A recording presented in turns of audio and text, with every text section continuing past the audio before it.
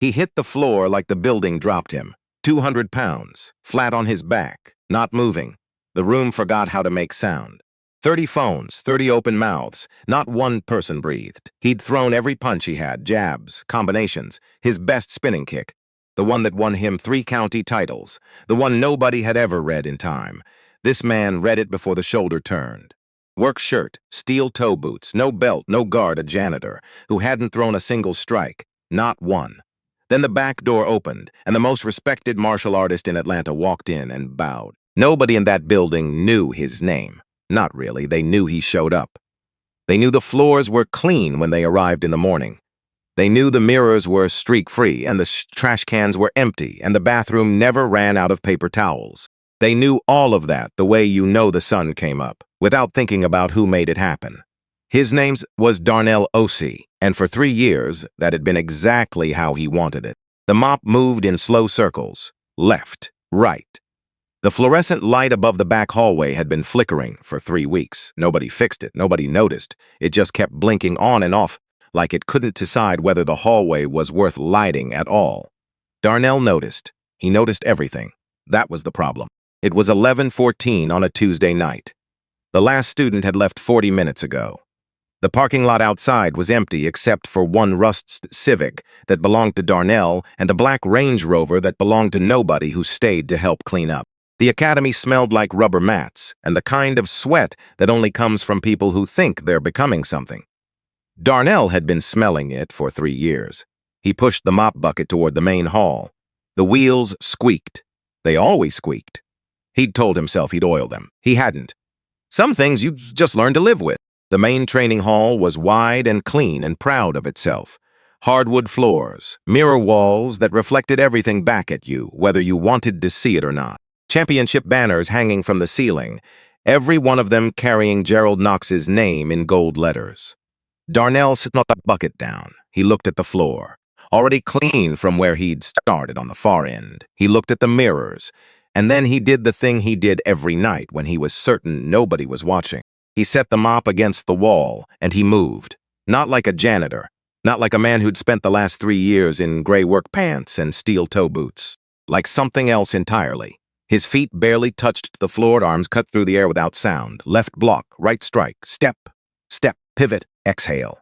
The movements came back to him, the way breathing comes back after you've been underwater too long. Automatic, desperate, necessary. In the mirror, a different man looked back at him. Broder. Steadier. Eyes that had seen things and filed them away somewhere very deep. He moved through the kata for 4 minutes and 30 seconds.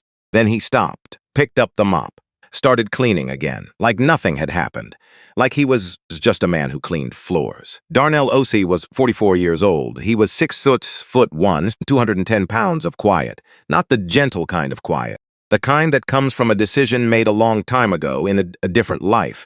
When a man looks at what he's capable of and chooses, very deliberately, to put most of it away. He earned $12.40 an hour. No health insurance, no sick days. Half his paycheck went directly to Cedarwood Memory Care before he bought anything else. Every 2 weeks, without fail. $488 to keep his mother in a room, with nurses who checked on her at night, and a bed that adjusted, and someone who called him when she got scared and confused. That was worth more than electricity. Some weeks, Darnell ate rice and eggs for 5 days straight. He never mentioned it to anyone. There was nobody to mention it to. His apartment was 12 minutes from me. 1 bedroom, 1 window that faced a brick wall. A kitchen table with 3 chairs, which was 2 chairs too many. A bookshelf with paperbacks lined up so straight they looked like they were waiting for inspection. Old habit. On the nightstand, 1 photograph. Him and his mother, Renee, at a cookout sometime around 2019. She was laughing at something off camera. He was looking at her, not at the camera, at her. He kept it there because some mornings it was the first thing he needed to see, not to feel happy, just to remember what he was working toward. Renee Osei was 71 years old. She'd raised Darnell alone in a 2-bedroom apartment in southwest Atlanta. She'd worked front desk at a hotel for 22 years and knew every guest's name by the 3rd visit.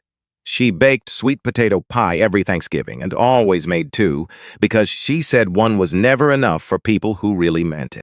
The Alzheimer's had started showing up 6 years ago.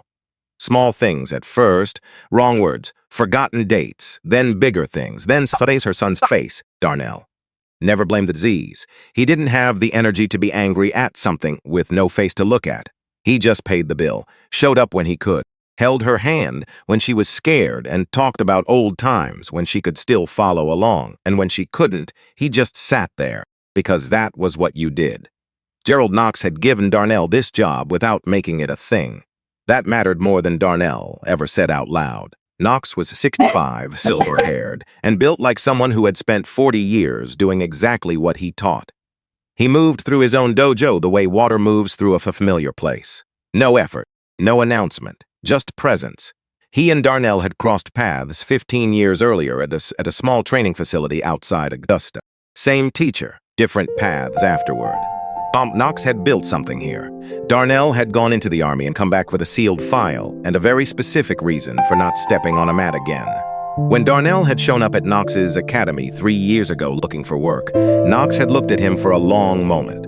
Not at his resume, at him. Then he'd asked one question. Not about his service record, not about his experience, not about why a man with his background was applying to clean floors. He'd asked, "You sleeping okay?" Darnell had said, "Not really."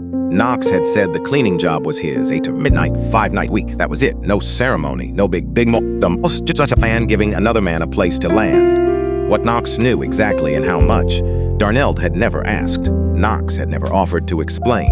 They worked around each other with the careful respect of two people who understand that some things don't need to be said to be understood.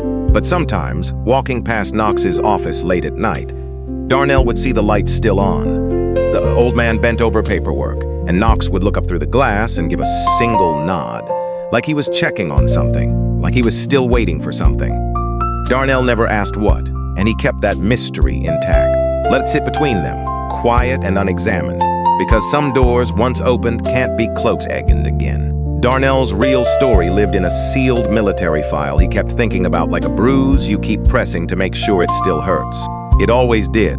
8 years in the United States Army, 2 deployments, commendations he never framed, a rank he was proud of, and a discharge that was honorable on paper and complicated in every other way. In the winter of 2015, during his final deployment, Darnell had been coming back from a late meal when he heard something from down the corridor of the barracks. He'd opened a door. What he found on the other side changed the next decade of his life. 2 senior enlisted men, 1 junior soldier named Serena Wade, cornered, outnumbered, the kind of thing that wasn't supposed to happen, the kind of thing that happened anyway. Darnell intervened. He used his training, controlled force, the minimum necessary to stop what was happening. He'd told himself that afterward. He'd told the review board that. And it was true, in the way that true things are sometimes also incomplete. Because what the file didn't say, what no document could hold, was what had happened in the final 3 seconds of that encounter, when both men were already down, when Darnell still had the angle and the leverage and the training that knew exactly what to do next. He hadn't wanted to stop, not out of cruelty, out of something colder, something that had come up from a place deep in his conditioning, and looked around and said, very calmly, "I could end this completely, right now. You have the ability, the justification. Use it." He had stopped, but he'd had to choose to stop. And that, the choosing, was the thing that had sent him here. To the mob, to the gray uniform, to the deliberate invisibility of a man who has looked at his capacity for damage and decided the safest place for everyone, including himself, is somewhere he'll never be called on to use it. The army cleared him. Serena had requested the file be sealed to protect her identity and her career. Darnell understood. He never argued. He walked out of that process, a different man, and never told anyone what had really happened or why. For 3 years, it had worked. Right up until Brett Calloway decided that Darnell was the safest target in the room. Brett Calloway was 26 years old, 6'2", 195 pounds, second-degree black belt, 5 years at Knox's academy. Regional tournament wins in 3 counties. An Instagram page with 4,000 followers, built mostly on slow-motion training clips and the kind of confidence that photographs will sell. He was excelled on a genuinely talented martial artist. But talent doesn't explain the way Brett walked through a room, the way he occupied space that wasn't his, the way his eyes moved across people like he was sorting them into categories before they'd finished saying hello. That came from somewhere else entirely. It came from Frank Calloway. Frank was 57 and had made his money in commercial real estate the way certain men make money, by arriving first and being very difficult to move afterward. He wasn't loud. He wasn't large. He was the kind of man who didn't need to be either, because his checkbook said everything he needed, said it more clearly than words. Over 6 years, Frank had donated significant money to Knox's academy. New mat flooring, renovated locker rooms, a rebuilt sound system, a brass plaque in the lobby with his name on it that Darnell polished every Tuesday night without comment. Frank had one son, one expectation, and a way of expressing disappointment that left no bruises anyone could see. 18 months ago, at an open sparring event, Frank had watched Brett lose a decision match to a younger student. In the parking lot afterward, with 3 other parents nearby, he'd said casually, "The way you comment on weather, I gave you every possible advantage and you still can't be the best." Brett had been 24 years old. That sentence never went anywhere. It settled in, got comfortable, and started looking for somewhere to put itself. It found Darnell. It started the way these things always start. Small enough that you could almost convince yourself it was nothing. The first time was a Tuesday, 2 weeks after Tasha Briggs joined the Academy's self-defense class. Darnell was mopping the far end of the training hall while the advanced class was wrapping up. Brett walked past with 2 students, glanced at Darnell, and said just loud enough to carry, "Ladies and gentlemen, the Academy mascot." Scattered laughter, not from everyone. But enough, Darnell kept mopping.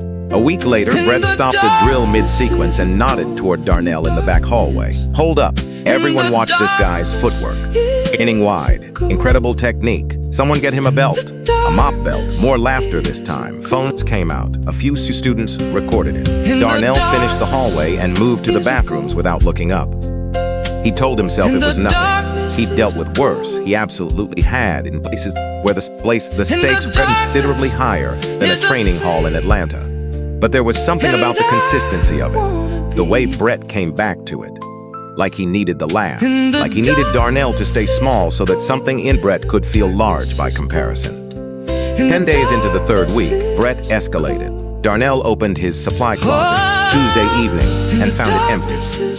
He stood there for a moment, just looking at a bare shelf. Then he checked the hallway, the bathroom, the storage room near the back. 20 minutes of quiet searching before he found everything dumped in the dumpster behind the building. Mop heads soaked through with something that smelled like protein shake and old coffee. Rubber gloves shredded at the fingers. The wood polish bottle cracked and leaking into a trash bag. Taped to the side of the dumpster, a piece of masking tape. 3 words in black marker, where it belongs. A Darnell stood in the alley for a long time. The night was warm. Somewhere 2 streets over a car alarm was cycling through its different tones, hopeful and ignored. He pulled what he could from the dumpster, washed what was salvageable, drove to the 24-hour grocery store on Cascade, and spent $17 he didn't have on replacements. He didn't report it. There was no one to report it to. Knox was in Savannah that week running a regional qualifier. Brenda, the assistant manager, handled schedules and invoices and wasn't equipped for this. And the board of the academy included Frank Calloway in an advisory capacity, which made the idea of a formal complaint feel like a joke with a very ugly punchline. So Darnell stalked the closet, went back to work. But something had shifted in the quality of his silence. Before, the silence had been a choice, deliberate, his. Now it was starting to feel like something being taken from him. Those were very different things. 4 days later, Brett posted the clip. He'd been saving it. That was what Darnell understood afterward. Brett hadn't posted it right away because right away would have felt reactive. He'd waited, held it, posted it on a Thursday evening when people were restless and looking for something to click on. The caption read, "Our dojo mascot at work. Elite technique. Somebody get this man a belt." 200 likes in 40 minutes. Comments from people who had never set foot in the academy and never would, chiming in with opinions about a man they'd never met. Darnell saw it at 10:47 that night, sitting at his kitchen table, eating cold rice from a container he'd brought to work and hadn't opened until now. He looked at the screen for a while, not at the comments. Just himself in the clip, the way he moved, the way he looked, bent over the mop, unhurried and completely unaware he was being recorded. He put the phone face down on the table, finished his rice, went to bed. He did his sleep-ins well. But that wasn't new. The worst of it came on a Friday. The advanced class had run long. 9 students still on the mat at 8:45. Brett running them through combination drills, calling out corrections in the way he had of making corrections sound like insults. Darnell had finished the back hallway and moved to the main hall, starting from the far wall and working toward the entrance. He'd gotten about 2/3 across when Brett came out of the locker room, still in his gi towel around his neck, and walked directly across the floor, heel to toe, unhurried, right down the center of what Darnell had just cleaned, leaving a trail of footprints across every tile. Didn't look at Darnell, didn't acknowledge him. Just paused at the edge of the mat, looked back over his shoulder, and said, "Missed a spot," and kept walking. Something moved in Darnell then, not anger exactly. Anger is loud. This was quieter and older, and it came from somewhere at the part of him that reasoned and calculated and made decisions. It came from the place the army had built and then tried to contain, and that Darnell had spent 3 years keeping very, very still. His hands tightened on the mop handle. His knuckles went pale. His shoulders shifted, just slight, just barely, into a position that wasn't a cleaning position. That wasn't a standing in a hallway position. His breathing changed, shorter, slower at the exhale, controlled the way you control something when you know it needs controlling. 3 seconds, maybe 4. Then he loosened his grip, deliberately, 1 finger at a time, let his shoulders drop, took a breath that lasted longer than it needed to, and started mopping again. His heart was going at a rate that had nothing to do with the physical effort of cleaning floors. He knew what that was. He'd felt it before, in another building, in another country, behind a door with 2 men on the other side. He knew exactly what he was capable of. That was the problem. That had always been the problem. Across the room, in the corner near the far bench, Tasha Briggs was tying her shoe. She was 28 years old, freelance journalist, 3 weeks into the self-defense class she'd joined because she was writing a piece on martial arts culture in Atlanta, and Knox had agreed to an interview. She'd planned to stay 4 weeks. She was now rethinking that. Not because of Knox. Knox was everything she'd expected. Measured, precise, the kind of teacher who never raised his voice because he didn't need to. She was staying because of the man with the mop. Specifically because of what she'd seen 6 days earlier, when Brett had thrown a damp towel at Darnell's face from across the hallway. Casual, like flicking something toward a bin. Darnell had caught it. 1 hand. Left, didn't look up from what he was doing. She'd had phone open for ambient footage. She hadn't meant to capture it, but she had. She slowed to half speed and watched it. The motion in Darnell's arm was not a reach, not a reflex. It was a controlled intercept, the kind requiring spatial awareness behind your field of vision, precise timing, and a body trained to respond before the brain has finished deciding to. She'd photographed enough training sessions to know what trained movement looked like. She put the phone in her pocket, said nothing to anyone. But from that day on, whenever Darnell was in the room, her phone was open and ready. Because she knew there was a story here that hadn't decided to surface yet. She was right. Brett told the senior students about Saturday on a Wednesday evening, after the late class cleared out. 7 of them gathered in front of the mirror wall while Darnell was replacing towel rolls in the bathroom down the hall. Sound carried in empty buildings. You heard things you weren't meant to said. 2 o'clock. We were doing a demonstration match. Staff versus students. The grin, slow and certain. And by staff, I mean the guy with the mop. A student named Tyler, 2 years at the academy, quiet, smoothly intact, said, "He's not going to agree to that." "He doesn't need to agree," Brett said. "He works here. We say show up, he shows up." Tyler said nothing else. Nobody did. "I want everyone there." Full ready. This is going to be content. The group chat went up that night. Saturday 2 p.m. Dojo mascot gets a promotion. Laughing emojis piling up before Darnell had even gotten home. He found out from a number he didn't recognize. Someone who'd forwarded a screenshot without explaining why. Maybe guilt, maybe curiosity. He never knew. He read it once, set the phone on the nightstand, looked at the ceiling. He lay there doing the math of the situation with the clarity that only comes at midnight, when there's nothing left to distract you from what you already know.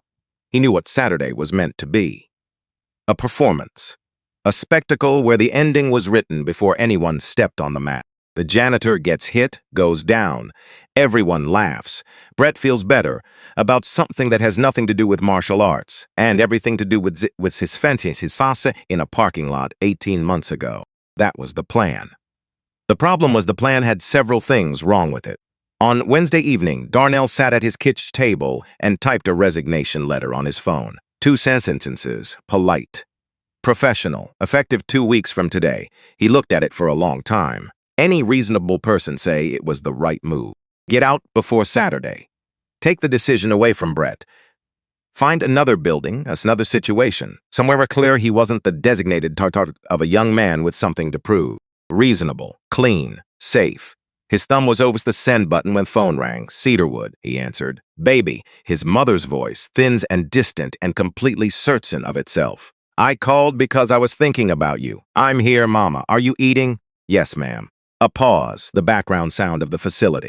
A television somewhere down the hall. You're thinking about running from something, she said. Not a question. He didn't answer. Darnell, his name in her mouth the way she'd always said it. 2 syllables carrying everything she'd ever expected from him. You have never run from anything that was right. Not boot camp, not when it was hard, not when they told you it was too much. Mama, don't start. He closed his eyes. You stand in it, she said. Whatever it is, yes, ma'am. Good. I'm going to sleep now. I love you. I love you too. She hung up. Darnell sat at the table and looked at the resignation letter. Both sentences, polite and clean and wrong, he deleted it. Then he picked up the phone and called Leon Archer. Leon answered on the second ring. Nearly 11 at night. He answered anyway. That was Leon. It's late, Leon said. I know. This about the situation at the academy? Yeah. How bad? Bad enough that I need you to know about it before Saturday. A pause. Leon thinking. Darnell could always tell Leon went quiet in a specific way before any decision that actually mattered. Had been that way since they were 22 years old in a place neither of them talked about much anymore. What do you need from me? Saturday, at 2 in the afternoon. I need this kid. I'm going to be ready, Darnell said. That's different, is it? It is. Another pause. All right, Leon said. I'll be there. And Darnell, don't throw the first punch. Don't say anything that can be used. And the second it's over, you call me before you say a word to anyone else. Okay, I mean before, not after. I know what before means, Leon, just making sure. He hung up. Darnell set the phone down, looked at the dark window above the sink. Outside somewhere, a dog was barking at something that wasn't going to respond. He thought about Saturday. He thought about his mother's voice. He thought about a door in a barracks corridor 8 years ago and the 3 seconds that had changed everything after it. Then he thought about the kata he'd been doing alone in the dark training hall for 3 years in front of mirrors with no audience and no purpose except stay connected to something he hadn't been willing to fully let go of. That was the answer to a question he hadn't known he was still asking. He went to bed. He still didn't sleep well, but the decision was made. And he'd learned a long time ago that a made decision, even a hard one, is easier to carry than an open question. Saturday was coming, and Darnell Osei was not going to run from it. Saturday arrived the way inevitable things arrive, without ceremony, without warning. Just there when you opened your eyes. Darnell was up at 6:15, not because he'd slept well. He hadn't. But there's a point in a sleepless night where lying still stops being rest and starts being something else. And he'd reached that point somewhere around 5:30 and decided to stop pretending. He made coffee, stood at the kitchen window and looked at the brick wall outside while it brewed. The morning was gray and close, the kind of Atlanta morning in early fall where the heat hasn't fully left, but something in the air is starting to remember that it will. He drank the coffee, standing up, didn't sit, didn't check his phone. He thought about nothing in particular, which was, he had learned over many years, the closest thing to peace that a man like him could reliably access. By 7, he had showered and eaten and ironed his work shirt with the slow, careful attention he gave to things when he needed to feel in control of something. The iron moved in straight lines, back and forth, even pressure. He hung the shirt on the back of the blown door and looked at it for a moment. Gray polo, black pants, stitu boot, not a gi, not a belt, not anything that announced what he was or what he knew. Good, he didn't want to announce anything. He wanted to show up and be exactly what Brett Calloway had decided he was, until the moment that stopped being an option. He left the apartment at 1:40, drove the 12 minutes to the academy with the radio off, parked in his usual spot at the far end of the lot, sat in the car for a few minutes, not stalling, just finishing the process of becoming very quiet inside, the way he used to get quiet before anything that required everything he had. Then he got out of the car and walked to the back entrance. He had a key. He'd always had a key. Nobody had thought about that. The academy was fuller than Darnell had ever seen it on a weekend afternoon. Not students. Or not only students. 30-something people crammed into the training hall, a mix of familiar faces and people he'd never seen before. Friends of Brett's. Friends of those friends. Peace who had seen the group chat screenshot and driven over because they'd been promised something worth watching. Phones were out before anyone had claimed spot to stand. Brett was in the center of the mat. Fresh gi, white and pressed, belt retied twice. He was shadowboxing, moving through combinations with the easy assurance of a man who had already decided how this afternoon ended. 2 students clapped when he landed a particularly sharp combination. Someone near the back started, a slow rhythmic clapping. The energy in the room was the specific energy of people who have gathered to watch something get broken. Darnell had felt it before, in different contexts, and it had a texture to it that was unmistakable. It was not the energy of a sporting event. It was older than that, hungrier. He stood at the back entrance for a moment before anyone noticed him. He looked at the room, the phones, the faces. The way Brett was performing for an audience that had already given him their verdict before the thing had even started. Then he looked at the far left corner. Tasha Briggs, standing against the wall, body relaxed, phone held steady at an angle that captured the full width of the mat. She wasn't performing for anyone. She was just recording. When her eyes found Darnell's, she gave him nothing visible. No nod, no signal, just held the angle. That was enough. Darnell walked into the room. Brett spotted him immediately. There he is, voice pitched to Carrie, big and warm like he was welcoming a guest. The main event. Laughter rippled across the room. A few people shifted to get a better angle. Someone's flash went off. Darnell walked to the edge of the mat and stopped. He looked at Brett, then at the people around them, then back at Brett. Come on. Brett waved him forward, grinning. Don't be scared. I'll go easy. 60%.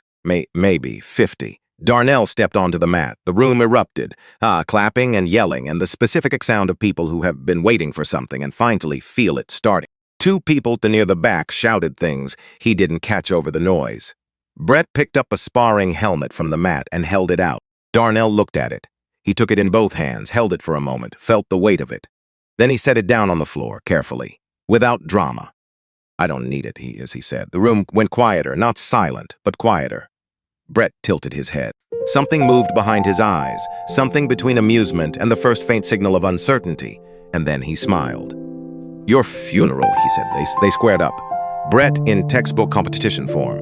Left foot forward, hands high, chin tucked, weight balanced. The stance that had won him 3 count titles and looked excellent in slow motion. Darnell stood with his arms loose at his sides, feet shoulder-width apart. No guard. No stance that anyone in the room would recognize as a stance. He looked like a man waiting for a bus.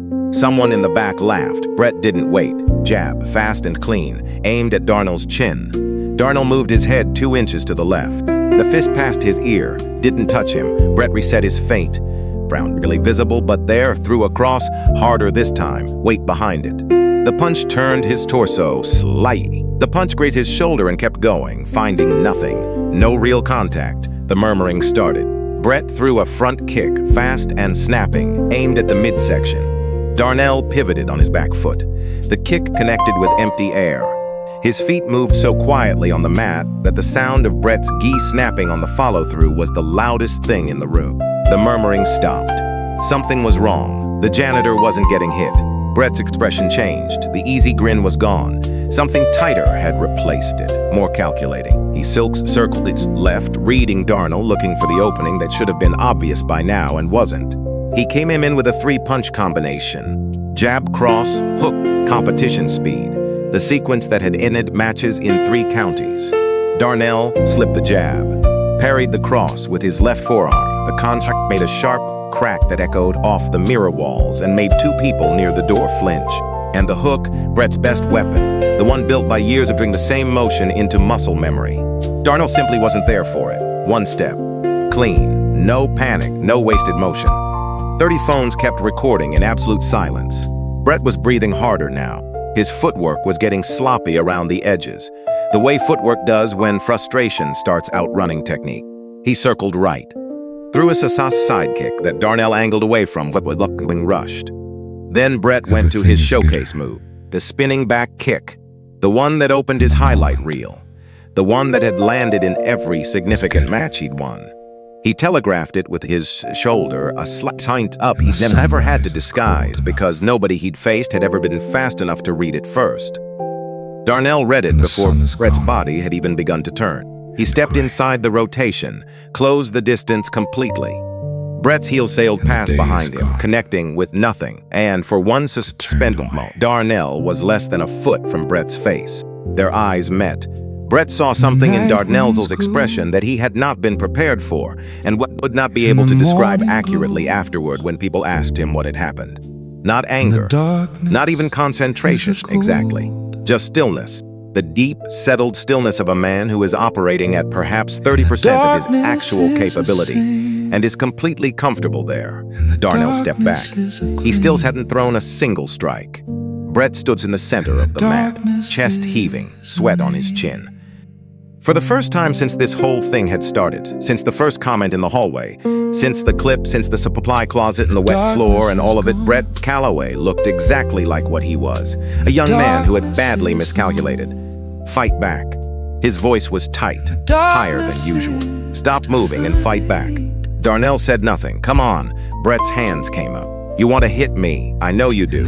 So do it. Still nothing. The crowd was so quiet you could hear the air conditioning running. Someone near the door shifted their weight and the floor creaked, and the sound was enormous. Then Brett charged. Wild overhand right, fueled by 3 weeks of calculation that had just come apart in front of an audience he had personally assembled to watch it succeed.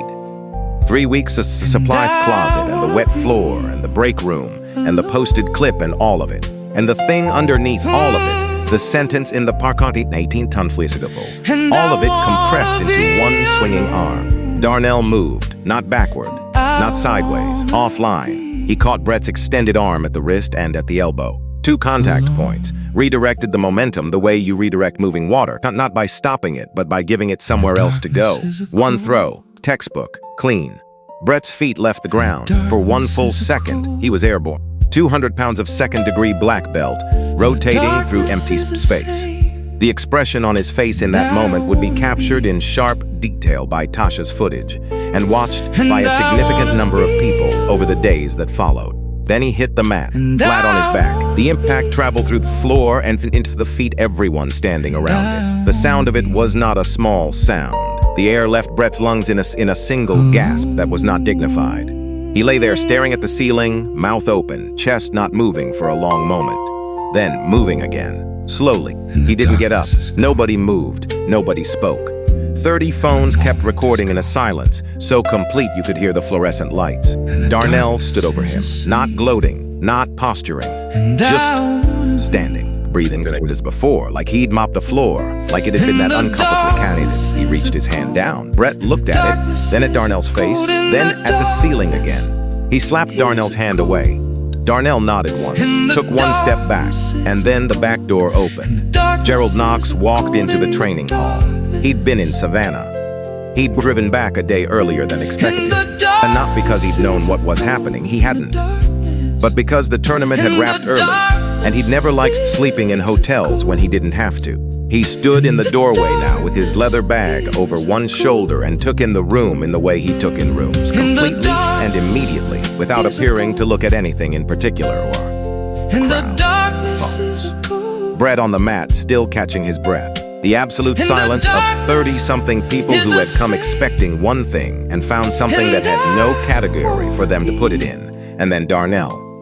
Knox's bag slid off his shoulder and hit the floor. He walked to the edge of the mat, placed his feet together, straightened his spine and bowed, not a nod, not the casual tilt he gave to scene students after a good session. Deep, formal bow. The kind that carries meaning in every tradition that has ever understood what a bow means. The kind reserved for a master. The room didn't breathe. Knox straightened. "It's been a long time," he said quietly. "Sensei Osei." 30 phones captured the silence that followed. Darnell bowed back. Equal. Measured. The bow of a man receiving something he had buried a long time ago and was not entirely sure how to hold. Someone near the back of the room whispered a single sentence. Nobody answered them. The footage was online by 4:17 that afternoon. Tasha Briggs uploaded 6 minutes and 40 seconds, unedited, to every platform she had access to. The title was simple. She'd sat in the parking lot for 11 minutes deciding on it and then chosen the most direct version. Black belt dares janitor to fight. His sensei walks in and bows to him. By sundown, 200,000 views. By 9 that evening, nearly 1 million. Comments running in every direction at once. The hashtag Invisible Belt trending by 10:30, in the top 5 nationally by midnight. Darnell turned his phone face down at 11:15 and looked at the ceiling. He thought about his mother's voice. He thought about a corridor and a door and a choice. He thought about Knox's bow. Then he went to sleep. For the first time in a long time, he actually slept. Some Sunday morning came in sideways. Leon called at 8:47. So, you see, some said, "Not yet. It's past 2 million. Darnell stood at the kitchen window with his coffee. Brick wall outside looked the same as it always did. "Okay," he said. "That's not a small thing, Darnell. I know. It changes what happens next. Frank Calloway made 2 phone calls last night. I heard about it this morning from a source I trust. One went to his attorney, a man named Douglas Pratt, corporate litigation. Expensive. The second call went to a media consulting firm. Senel set the mug down. Narrative management, Leon said. Reputation control. They specialize in making a story look like a different story before most people have had time to form an opinion about the first one. So they're moving. Already moving. Which means we need to move today. Come to my office at 2. Don't talk to anyone before then. No interviews, no comments, no responses to anything you see online. Okay, and whatever they say in the next 48 hours, I know, Darnell said. You respond. Not me, right? He hung up. Darnell picked up his coffee and finished it standing at the window. The brick wall outside was still just a brick wall. Some things don't change no matter what else does. The edited clip appeared on Channel 4 at 11:40 Sunday morning. 14 seconds long, it showed Darnell executing the throw. Brett airborne. Brett hitting the mat. Brett on the floor, not moving. No context before it. No Brett throwing the first punch or the second or the spinning kick. No 3 weeks of anything. Just a large man in work clothes putting a younger man on the ground in what looked, in 14 seconds, like something it wasn't. The chyron at the bottom of the screen read, Violent Confrontation at Atlanta Martial Arts Academy. Channel 9 had their version up by noon. Same clip, different headline. Staff's member attacks student, Sabi questions raised at local gym. A talk radio host who ran the 4 afternoon slot picked it up at 1:15 and called Darnell a ticking time bomb in work clothes. Said it twice for the people who missed it the first time. Leon was already at his desk when Darnell arrived at 2 o'clock. 14th floor of a building on Peachtree, an office that smelled like old paper and the weight of decisions made carefully. A framed photograph on the desk of 2 young men in uniform 19 years ago, both of them looking certain about things neither would turn out to be certain about. Leon turned the laptop around and played both clips without comment. Darnell watched them, then said, Tasha has the full footage. I've already talked to her. She'll cooperate completely. Leon leaned back. But here's the thing about both versions existing at the same time. The 14 seconds is on local news. The 6-minute version has 2 million views online. The people watching the 6 minutes are already on your side. The people who saw 14 seconds on the 6 Ox News think they saw something else. Both audiences exist. And Frank Calloway's media team knows exactly how that math works. Darnell was quiet. They'll file, Leon said. Probably tomorrow. Assault and battery. Pratt doesn't do small claims, which means Frank isn't looking for money. He wants a record, something that follows you. Can they win? On Tasha's footage? No. But that's not the only thing they're going to use. Darnell already knew what was coming. The military file. It's just yeah. The word sat between them. They'll argue pattern, Darnell said. Prior history of disproportionate force. Character argument. Pratt's good at it. He'll read the file in court without context and let the room fill in the blanks. And the only person who can provide the context is Serena Wade. Leon nodded. I'm going to find her. She won't, maybe not. I'm going to ask anyway. The lawsuit arrived Tuesday morning. Assault and battery. Fulton County Superior Court. Court Douglas Pratt as expected. Darnell read the document 3 times at his kitchen table, hand steady, stomach knot. Then he called Leon, who said he'd already seen it and was pulling together everything they needed. Leon filed a motion to preserve all security camera footage from the academy going back 90 days. He subpoenaed Tasha's unedited video. He contacted Brenda Okafor, the assistant manager, who had already reached out to him first, which told him something about what she was willing to say. And then Leon found Serena Wade. Captain Serena Wade, currently stationed at Fort Liberty.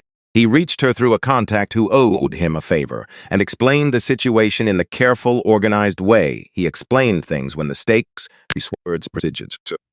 He finished. She was quiet for long enough that he checked the call was still connected. Then she said, "No, Captain Wade, I heard you. My answer is no. Ma'am, I understand this is. You don't quieter, not softer, with respect. You don't understand." She hung up. Leon sat in his office afterward and thought about it. Then he pulled up the subpoena template and began filling in the necessary fields. Because sometimes the only thing you can do is prepare for every possibility and hope the right one arrives.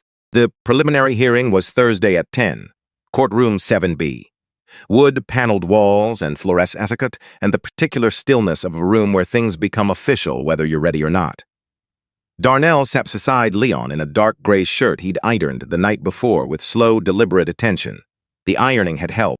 Across the room, Douglas Pratt, in a silver suit, unhurried, the posture of a man who understood exactly what his hourly rate communicated.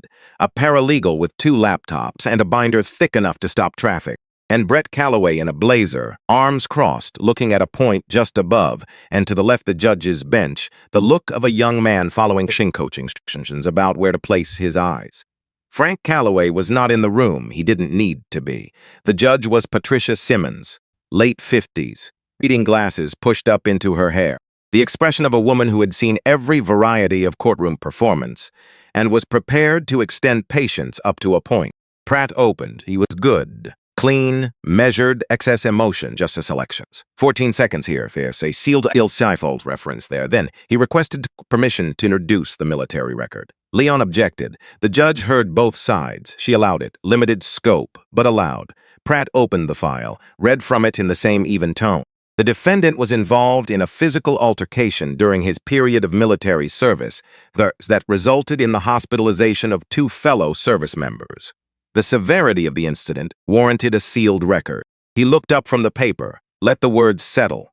This is not a spontaneous act by an ordinary man. This is a pattern.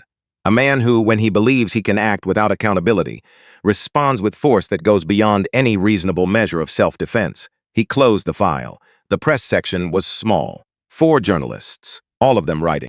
Darnell looked at a knot in the wood grain of the table in front of him. Dark, irregular, slightly raised. He focused on that, kept his breathing even.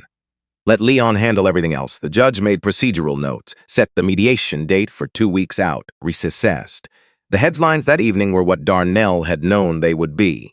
Janitor's military past surfaces in Atlanta assault case. Sealed file raises questions about prior violence. His phone was full of notifications he didn't read. The hashtag that had been running in his favor for 4 days now had a split in it, half the comments, still with him, half citing the Pratt reading and asking questions that the 14-second clip and the sealed file, taken together and without context, made seems reasonable. Leon called at 8 that night. "We need Serena," he said her. "I know. I'm going to try again." Darnell was quiet for a moment, then ask her fully, give her every piece of it, and then let her decide. "It's her choice, Leon. It was always her choice." A pause on Leon's end. "Even now?" Leon said.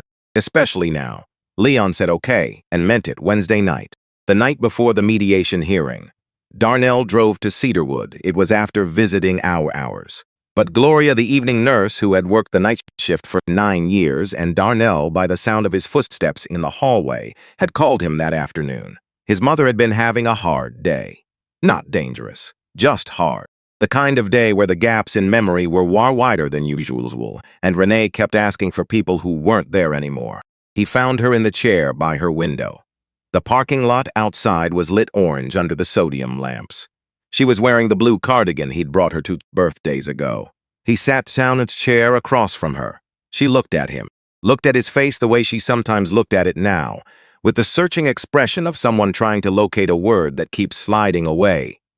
Familiar, but just out of reach. Tonight, she didn't find it. "Can I help you?" she said, polite. The way you are with strangers you want to be kind to. Darnold's chest did what it did on these nights. "I was just checking in," he said, "making sure you're comfortable. That's very kind." She looked back at the window. "It's been a long day. I can't always remember the beginning of it by the time I get to the end." "That's all right," he said. "You don't have to." He sat with her, an hour. Didn't push, didn't try to be anyone she needed to recognize. Just sat in the room the way you sit with someone you love when the loving has to be enough on its own, without them knowing who's doing it. When Gloria came quietly to help Renee to bed, Starnell stood in the hallway outside and put one hand flat against the wall, breathed in, out. He was still standing there when his phone buzzed. Unknown number. One text. He opened it. "I'll be there tomorrow, Serena." He read it twice. Stood in the hallway of cedarwood with his hand still on the wall and the sound of his mother's voice still in his ears, the polite voice she used for strangers, and read that one sentence twice. Then he put the phone in his pocket, walked back to his car, sat in the parking lot for a while, not thinking about the hearing, not thinking about Pratt or the sealed file or the 14-second clip or any of the machinery that had been building toward tomorrow, just sitting. With the weight of what a person can carry when they decide to carry it quietly, and what it feels like when someone else finally decides to help them put it down. He drove home.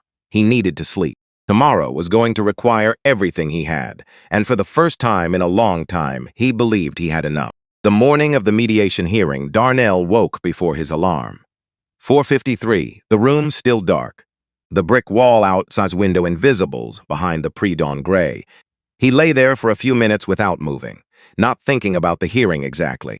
More like holding it in his peripheral vision, the way you hold something that requires your full attention but rewards you better if you approach it sideways. Then got up, made coffee, stood at the window while it brewed. The city was doing what the city did at 5 in the morning, existing without apology, indifferent to the particular weight any pranking person was carrying through it. He drank his coffee, ate toast, washed the plate and set it in the drying rack. Then he sat at the kitchen table with his hands flat on the surface and stayed there for a while, not praying exactly, not meditating exactly, something older than both. The kind of stillness that comes from being at the end of a long road and understanding that whatever is on the other side of the next few hours, you have already done everything you could do to prepare for it. He'd told the truth. Every time he'd been asked, he'd told the truth. Now it was just a matter of whether the truth was enough. It usually was. He'd learned to be patient with the ones where it wasn't. He got dressed at 7:30. Dark slacks. A white button-down shirt he'd kept pressed in the back of his closet for situations that required it. He stood in front of the bathroom mirror and looked at himself for a moment. Not at the clothes, at the face. 44 years old, the son of Renee. A man who had been many things and chosen to become one specific thing for 3 years and was now, whether he'd planned it or not, in the middle of becoming something else. He didn't know yet what that was. He was willing to find out. He drove to the courthouse with the radio on, parked 3 blocks away and walked. The morning air was cool enough to feel like something, which was rare for Atlanta in this season, and felt like a small gift. He arrived at room 4B at 8:52. Leon was already there, navy suit, the manila folder, the laptop, 2 cups of coffee from the place on the corner. He handed one to Darnell without comment. They sat down. They waited. Room 4B was smaller than a courtroom. A long oak table, 6 chairs on each side. Fluorescent lights that hummed just below the threshold of annoyance. One window facing the side of another building, the kind of room designed to contain things, to keep whatever happened inside it from feeling too large. Darnell thought it would probably fail at that today. Judge Eleanor Vance arrived at 8:58. She was 61, compact and silver-haired, reading classes on a chain around her neck that she put on and took off with the frequency of someone who resented needing them. She had retired from the bench 4 years ago and taken up mediation because full retirement had made her irritable. She walked into the room with the specific energy of a person who has no patience for theater and enough experience to toss a spot in the first 30 seconds of any proceeding. She set her folder on the table, looked at both sides without lingering on either. "This is a mediation," she said. Not a trial. I expect the same standard of honesty I would in my courtroom, possibly higher, because I have considerably less patience for delays in this format." She settled into her chair. "Mr. Pratt, you may begin." Douglas Pratt stood. He buttoned his jacket, adjusted his cuffs, and began the way he always began, with a narrative that moved in one direction only and never acknowledged the existence of any other. He was good. Darnell had known he would be, but watching it was still a different thing from knowing it. The way he built the case without appearing to build anything, just setting down one stone at a time, until suddenly there was a wall. A trained fighter with a history of violence, placed in proximity to civilians. A sealed record that the defendant himself had never disputed. A pattern, Pratt said the word with surgical precision, of responding to perceived confrontation with force that went beyond any reasonable standard. He clicked a remote. The 14-second clip appeared on a small screen at the end of the table. Brett airborne. Brett hitting the mat. Brett lying still. Pratt let it run twice. Then he looked at Darnell with the measured expression of a man who considers the argument already won and is simply observing the formality of presenting it. "This is not a man defending himself," Pratt said. "This is a man who has always known exactly what his hands can do, and on this occasion chose to do it." He sat down. Judge Vance turned to Leon. Leon stood. He didn't click anything, didn't project anything. He opened the laptop and turned it to face the table. 6 minutes and 40 seconds. He let it run in full. The room watched Brett throw the first punch, the second, the third, the spinning kick. 30 people with their phones out and their voices raised, and a man in work clothes who did not throw a single strike return until he had no other option left. The throw. Knox walking through the back door. Knox bowing. When it finished, Leon closed the laptop. "Captain Wade," he said, and Serena Wade, who had been sitting in the chair Leon had added to the table that morning, looked at Judge Vance and began to speak. She didn't read from notes. She didn't look at Darnell. She didn't look at Pratt or at Brett or at Frank Calloway, who had decided to attend after all and was sitting at the far end of the plaintiff's side in a charcoal suit that had fitted to account for exactly how he held himself. She looked at the judge, and she spoke the way people speak when they have been carrying something for a long time and have finally decided that the carrying is finished. Not dramatically. Not with tears, though her voice required visible effort in certain places. She described the night, what had been happening before Darnell opened the door, what the two men had been doing, and what they had intended to continue doing. What would have happened if Darnell had walked past that door instead of through it? She described what Darnell had done, precisely, without inflation. The force he had used, which was the force the moment required. The point at which stopped, which was the point at which stopping was the right thing. She described her own decision afterward. The request to steal the file, her reasons, her career, which was young then, and felt fragile in the way careers do when you are 29 and have worked for everything you have. Her privacy, the calculations she had made that night and had spent 8 years turning over in her mind from different angles. And then she said the thing that Leon had not known she was going to say. Because she decided to say it until she was sitting in the car outside the courthouse that morning, looking at the building, thinking about Darnell ironing his shirt somewhere on the other side of the city. "I asked for that file to be sealed because I needed to protect myself," she said. "I understand that decision. I don't fully regret it. But what that decision meant, that Darnell Osei has spent 8 years carrying a record that looks like something it isn't. And in those 8 years, he has never once contacted me, never pressured me, never told anyone what really happened. Not even when the truth would have helped him, and the silence was costing him something real." She stopped, took a breath that was slow and deliberate and completely controlled. "I spent a long time thinking about why he didn't, and what I came to was this. He wasn't waiting for me to protect him. He'd already protected me on the night that mattered. He was giving me the choice. He kept giving it to me every year by staying quiet." She looked at the table for a moment. I'm making the choices now. The room was so quiet that the hum of the fluorescent lights became audible. Frank Calloway's jaw had a quality to it that suggested a great deal of pressure being applied from the inside. Brett was looking at the table, not at Darnell, not at Serena, at the grain of the wood in front of him. The way a person looks at something when they are trying very hard not to look at what is actually in the room. Judge Vance wrote for almost 2 full minutes without looking up. The scratch of her pen was the only sound. Then Leon opened the manila folder. He placed the documents on the table one at a time, no rush. The unhurried deliberateness of a man who has been waiting for the right moment and has found it. Tasha Briggs footed 6 minutes and 40 seconds with timestamps showing the complete and unedited sequence of events from the moment Brett stepped onto the mat to the moment Knox walked through the door. 90 days of security camera footage from the academy. 14 documented incidents involving Brett Calloway and Darnell Osei, each one logged by date and time and camera angle. The supply closet, the wet floor, the break room, the towel. All of it recorded in high definition by cameras that had been installed 2 years ago to protect the equipment and had, without anyone planning it, protected something more important. 3 written complaints filed against Brett Calloway over the previous 2 years, 2 from former students, 1 from a part-time instructor who had resigned within a week of filing. Each complaint followed within 30 days by a donation from the Calloway family to the Academy's operating budget. A signed statement from Brenda Okafor, the assistant manager, who had kept copies of every complaint and every corresponding donation receipt in her personal file for 2 years because she had understood, even then, that the day would come when that file would matter.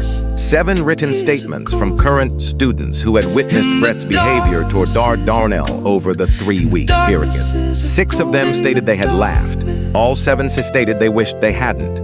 Some of them had written more than was asked of them, and Leon had included everything they wrote. And then the last document. Leon placed it in the center of the table with the same care he'd given to everything else. An email chain, printed, 14 pages. This is an internal correspondence between Frank Calloway and a media consulting firm retained through his company, Leon said. The first email in this chain is dated 4 days before the lawsuit was filed. He looked at Frank when he said the next part. In it, Mr. Calloway discusses the goal, and I'm reading his exact words, of controlling the janitor narrative before it has time to solidify.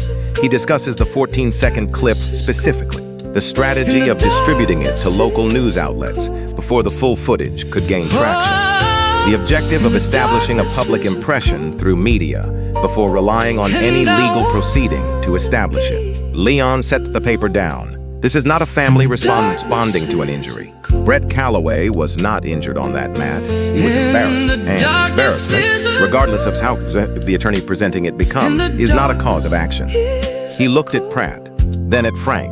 The evidence before this court shows 14 documented incidents of workplace harassment conducted over a period of 3 weeks.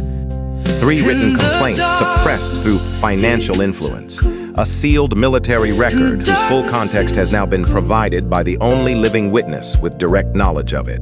And a media campaign launched before the ink was dry on the lawsuit, designed to destroy a man's reputation before the facts had a chance to speak. He sat down.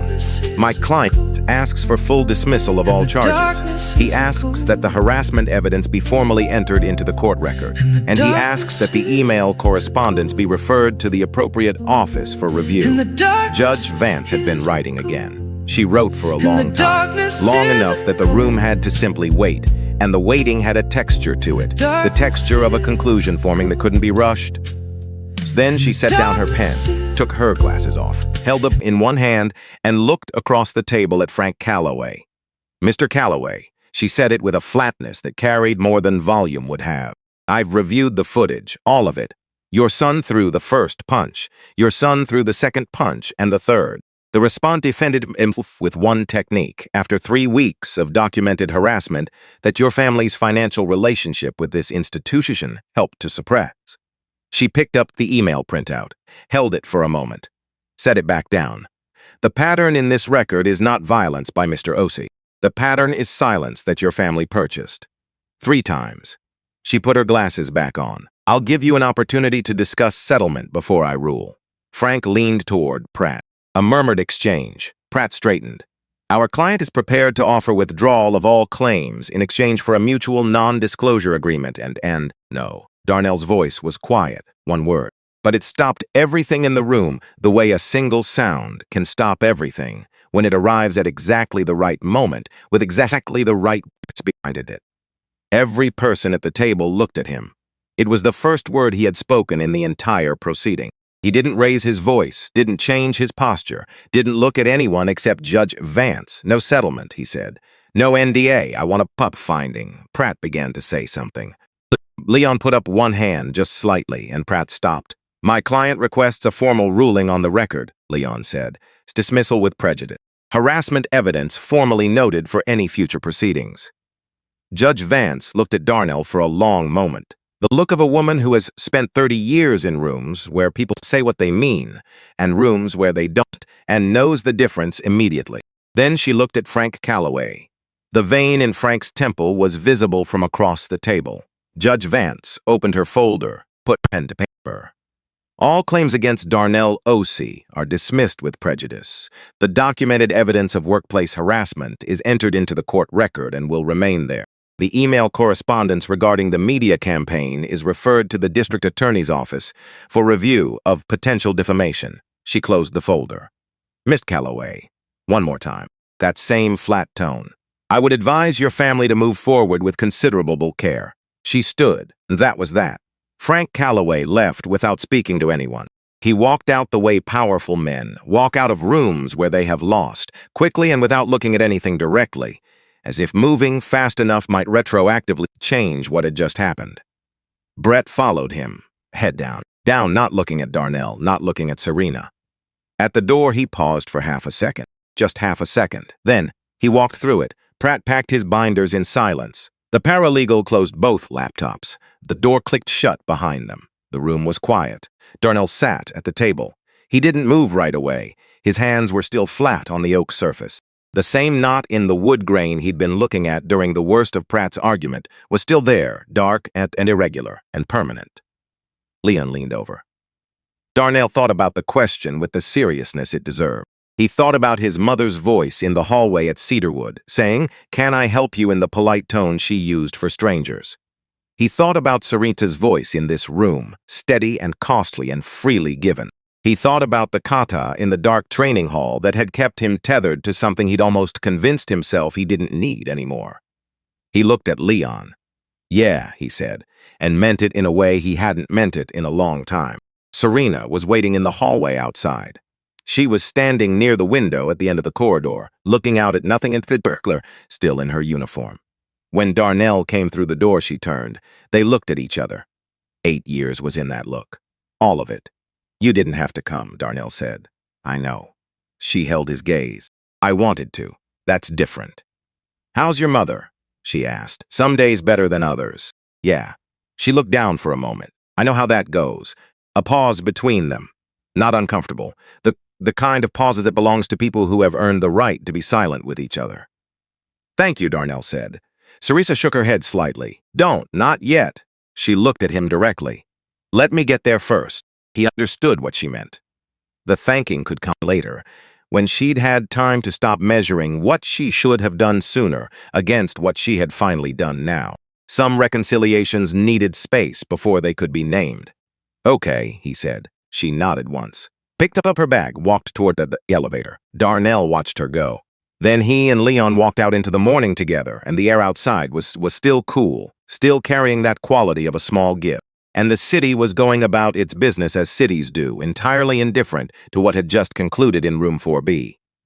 The news moved fast. Every outlet that had run the 14-second clip ran a correction within hours, some faster than others. Channel 4 led with, full footage clears Atlanta Janitor, 3 weeks of harassment documented at local dojo. Channel 9 followed before noon. The talk radio host issued a 40-second on-air correction at the top of his Thursday show. It wasn't enough, he knew it, but it was what did. Tasha reposted her original footage with one added line at the top, the full truth. 6 minutes. By Thursday evening, it had passed 19 million views. The comment that stayed with people longest, the one that got shared more than any other, was posted by someone with 11 followers and no profile picture, it read. This is whoever got talked down to at work and had to stand there and take it. He held it together for 3 weeks and then held it together in court. And I don't think most of us understand what that kind of discipline actually costs a person. Darnell read it once, then put the phone down. He didn't need the comments. He knew what it had cost. He'd been paying the bill for a long time. Knox called a board meeting Friday morning. He ran it himself. It lasted 22 minutes. He spoke for the first 4. "We took money that required our silence," he said. "That ends today." The vote was unanimous. Brett Calloway's membership was permanently revoked. A restraining order was filed barring him from the premises. Every piece of equipment donated by the Calloway family over the previous 6 years was inventoried, and those items that could be returned were returned. The brass plaque in the lobby with Frank's name on it was removed by Brenda Okafor personally, who carried it to the back alley and set it in the dumpster without ceremony. No photographs, no announcement, just done. The Academy released a public statement the same afternoon. Short, no passive voice, no careful corporate distance. It read, "We failed Darnell Osei. We allowed financial pressure to override the safety and dignity of a member of our staff. This is not a statement about what we intend to do. It is an action of what we did. The action follows separately." Brenda implemented a new complaint review process the following week. An independent panel. No exceptions. No donation of any size could affect any stage of the process. She framed the policy and hung it on the wall of her office next to a photograph she'd taken without telling Darnell. Him standing at the whiteboard on the first day of his instructor training, writing something, back to the camera. She thought it was exactly the right image for that wall. Knox called Darnell on a Saturday morning, 10 days after the hearing, not into his office, a formal meeting. Just called his cell phone while Darnell was sitting in the parking lot of the Academy, having arrived early and not yet gone in. "Come inside," Knox said. Darnell went inside. Knox was a training hall, not his office, standing in the center of the mat in his training clothes, which meant something. Knox in his training clothes in the empty hall on a Saturday morning was Knox being direct about what kind of conversation this was going to be. Till stood at the edge of the mat. "Shoes off," Knox said. Darnell took his shoes off, stepped onto the mat. They stood across from each other. Knox looked at him for a moment, the look that felt like being read. "I've known you for a long time," Knox said. "I watched you work. I watched you get good. I watched you earn something that takes most people a lifetime to approach, and some people never reach at all." Darnell waited. "And then I watched you walk away from it," Knox said. "And I let you. Because I thought that was what you needed, and I wasn't sure I had the right to say otherwise." "You didn't," Darnell said. "Not then." "No," Knox agreed. "Not then." He paused. "But I should have said something the day you showed up here looking for the cleaning job. I should have told you what I saw. That's on me. You gave me what I needed when I needed it. It wasn't enough." Darnell looked at him. "It was enough for then." Knox was quiet for a moment. "Then and now?" Darnell stood on the mat, in his socks. In the training hall, he had cleaned 100 times, mopped around the edges of, wiped the mirror walls of, emptied the trash cans of, without anyone noticing. He thought about now.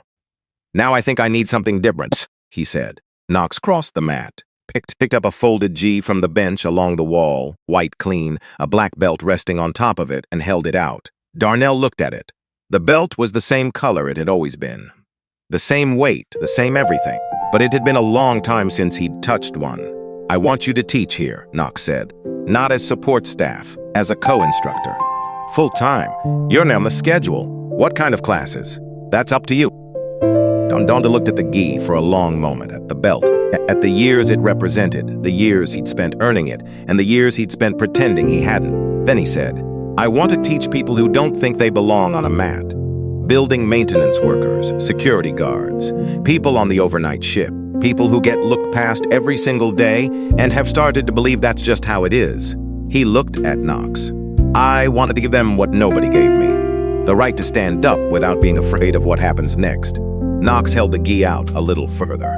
Darnell took it. The first class was held on a Saturday morning, 3 weeks after the hearing. Free admission, open to anyone who wanted to come.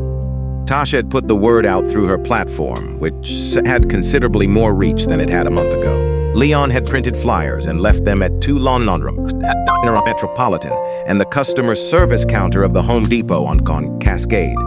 Darnell had put the gi on at home that morning. He'd stood in front of the bathroom mirror for a while, not performing for himself, not trying to feel anything in particular.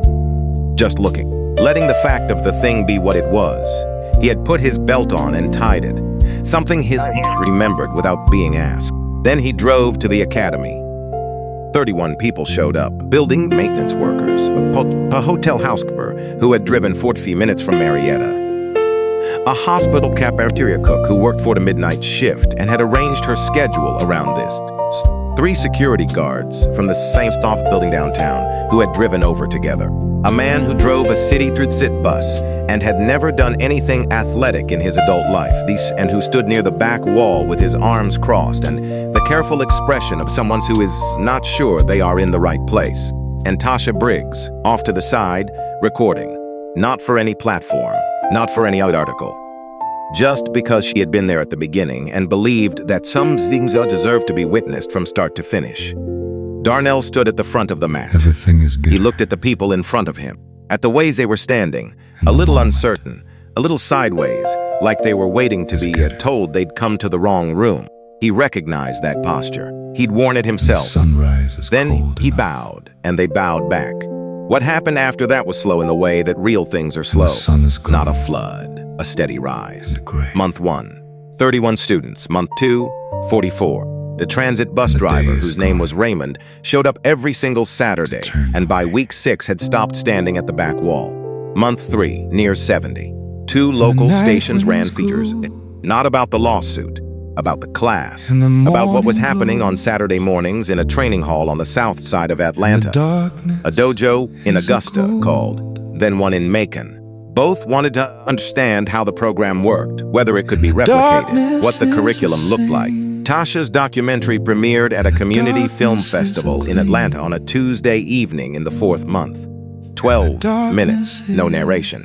Just footage of people who had never thought of themselves as athletes learning to move through space, like they had a right to be in it. The final shot was the hospital cafeteria cook. Her name was Dorothy. She was 53 years old. And she had told Darnell on her first day that she had never done anything like this in her life, throwing a roundhouse kick with her eyes closed and a small private smile on her face that she didn't know the camera could see. The film won its category at the festival. 3 streaming platforms made inquiries within a week. Tasha called Darnell to tell him. "That's good," he said. She waited.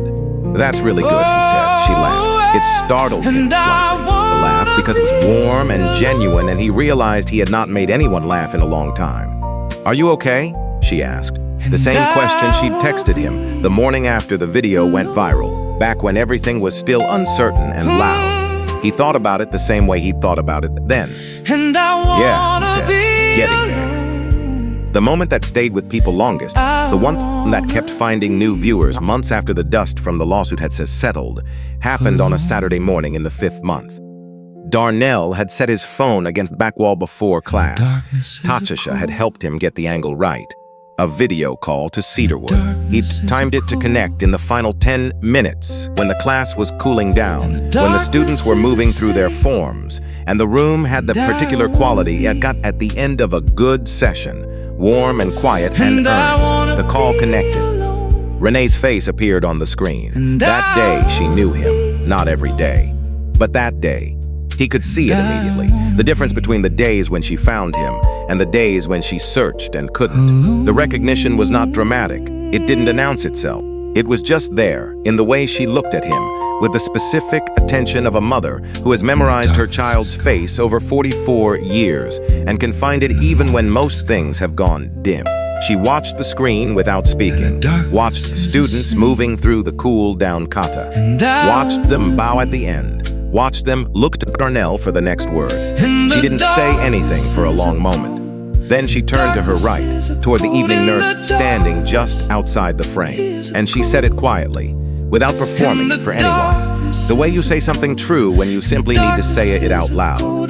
"That's my boy." Not to Darnell, to someone beside her. "That's my boy." He always stood like that. even when he was small, like something in him already knew. Darnell was at the front of the mat with his back to the phone. He heard her. He stood still for a moment.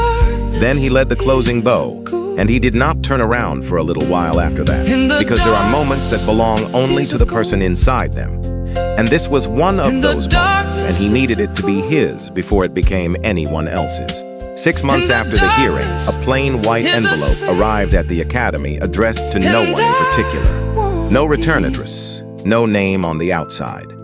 Brenda found it in the mail on a Wednesday morning and held it for a moment before bringing it to Darnell after the Saturday class.